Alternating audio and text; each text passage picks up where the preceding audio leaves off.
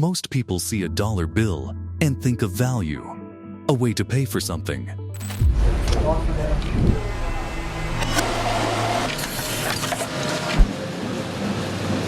A piece of paper that moves from one hand to another. But behind that paper is a war that has been going on for generations. A war between the people trusted to make money and the people desperate to fake it. And every time counterfeiters got smarter, the bill changed.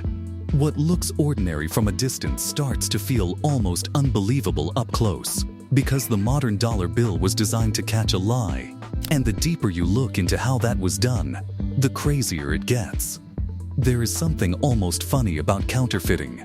For years, criminals looked at paper money and saw an easy target.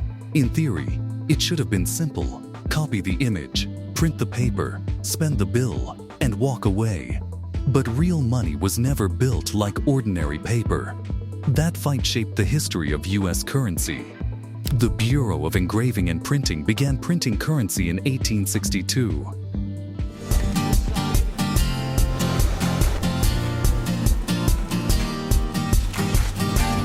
The Secret Service was created in 1865 because counterfeiting had become a serious national problem after the Civil War. In other words, fake money was such a threat that the government built an entire federal force around stopping it.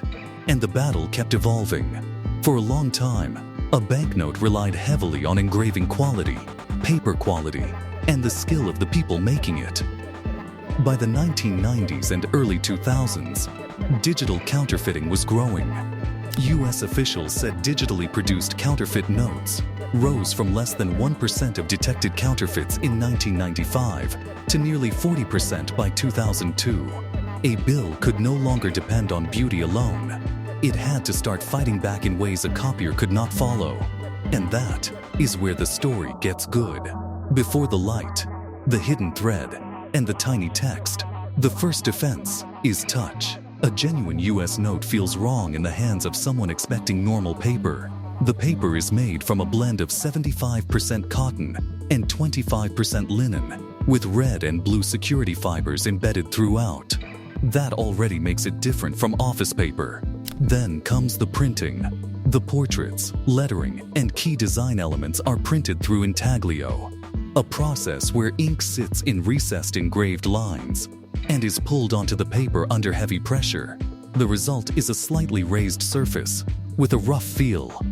The official guide even describes the texture as something you can detect with your fingers in seconds.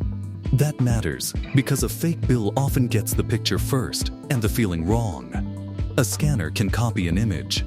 A printer can spray ink. But copying texture is harder. Copying texture at scale, while also matching the rest of the note, is harder again. So before the bill even shows its secret defenses, it forces the counterfeiter to solve a physical problem. The next defense is to hide information where the eye almost gives up. Microprinting shows up in several places on genuine US currency of $5 and higher. Tiny words such as USA, the United States of America, e pluribus unum, or denomination-specific text are printed into borders and design elements. On real notes, this text is sharp. On many counterfeits, it turns into a blur or a broken line. Then the bill meets the light. Hold a real note up, and another layer appears. On denominations of $5 and higher, there is a security thread embedded in the paper. It is visible from both sides. It sits in a different location for each denomination. Under ultraviolet light, it glows a different color depending on the note. The $20 thread glows green. Other notes use other colors. The thread is part of the paper itself, not printed on top. That is important because an ordinary printer cannot bury a strip inside the sheet the way a genuine note does. Then there is the watermark. Again, denominations of $5 and higher carry watermarks visible from both sides when held to light. On many notes, the watermark matches the portrait. A fake can imitate an image on the surface. Reproducing a built-in image that appears inside the paper is a different challenge. So a counterfeiter does not need to beat one feature. They need to beat several different technologies at once. Next, tilt a genuine note and some of the ink changes color. On denominations of $10 and higher, the numeral in the lower right corner on the front shifts from copper to green when the note is tilted. On the modern $100, the bell inside the inkwell also changes color, moving from copper to green as the note moves. That bell is one of the smartest little tricks on the bill. When the note is flat, the bell can seem to disappear into the copper inkwell. Tilt it, and the bell flashes into view in green. It is subtle at first. Then it becomes impossible to ignore. That kind of feature helps ordinary people check a bill quickly, and it makes life worse for counterfeiters, because a flat image of color-shifting ink is still flat. But the $100 bill takes that idea even further.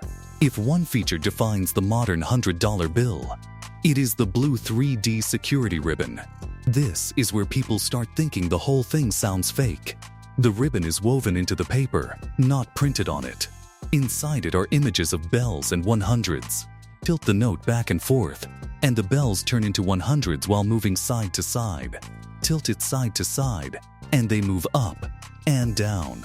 This effect comes from thousands of tiny lenses built into the ribbon. The result looks like an animation, but there is no screen, no battery, no digital display. It is just design, materials, precision, and a level of printing control. This was introduced on the redesigned $100 note issued in 2013, alongside the color-shifting bell in the inkwell, as part of a major push to make the most counterfeited US denomination harder to fake. But the bill did not become this complex overnight. Modern US currency grew through stages of redesign. The Bureau of Engraving and Printing traces modern US note production back to 1862. Designs were standardized in 1929. Then came later security upgrades. Security threads and microprinting first appeared on the $100 in 1990 and then spread to the other denominations except the $1 and $2. In 1996, the first major redesign since the 1920s introduced larger off-center portraits and more visible anti-counterfeit features. After that, redesigned notes rolled out across the $50, $20, $10, and $5. The colorful next-generation notes followed in the 2000s, and the advanced new $100 entered circulation in 2013. In the early years, the fight was against crude imitation. Later, it was against better photography and offset reproduction. Then it became a fight against digital tools, home scanning, and cheap image editing. That is why the bill today is a layered object. But there is another reason these notes are so effective. They were designed for ordinary people, not only experts in labs. The US currency education program teaches a simple process: to feel the note, tilt, and check with light. Security feature is far more useful when a cashier, a store owner, or a traveler can verify it in a few seconds. Raised printing gives the fingers something to test, and that may be the smartest design choice of all. This is also where people usually ask the obvious question: if security matters so much, why do some bills still look old? The Federal Reserve currently issues 7 denominations: $1, $2, $5, $10, $20, $50, and $100.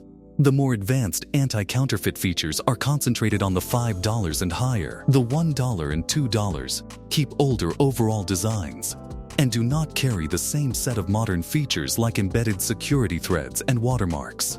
That is partly why counterfeiters have historically preferred higher denominations. There is simply more profit in faking a $100 than a $1. The government has to weigh durability, cost, circulation patterns, usability, public familiarity, and the actual threat level facing each denomination. That is why the highest value notes become the most important.